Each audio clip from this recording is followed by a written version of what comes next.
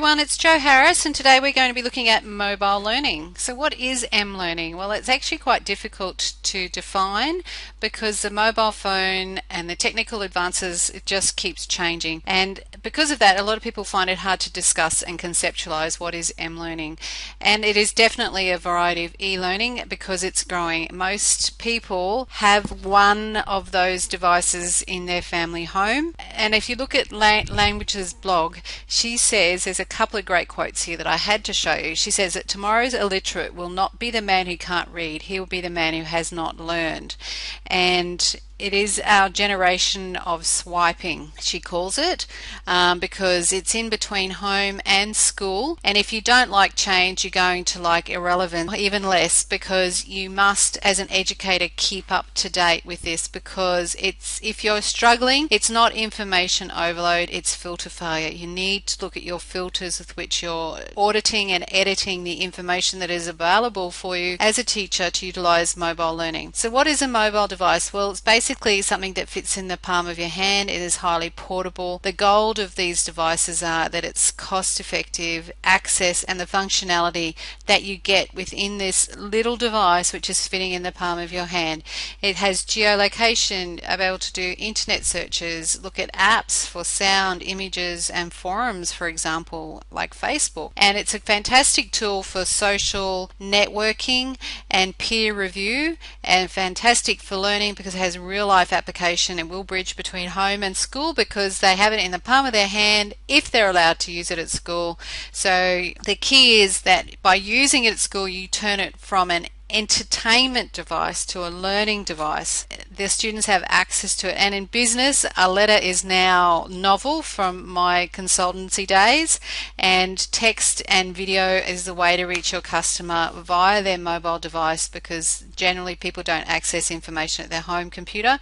And so mobile learning is very relevant to kids' worlds because it's blurring that boundary between learning and work and personal use and accessibility. And it's really having it at your fingertips. You can use it to rote learn. And I remember growing up that it was a privilege for me to actually get an encyclopedia. We didn't have an encyclopedia. Both parents worked, so I had trouble getting access to information to complete my assignments.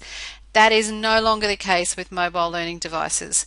The key now is teaching kids how to sort, sift and access information that is relevant to their learning goals.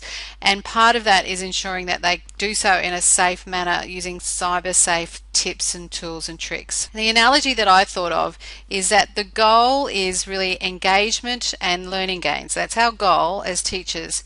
And this ticks every box because they can learn anywhere, anyhow, anytime. And growth is the only constant in life, and so we must grow and use this device in the classroom.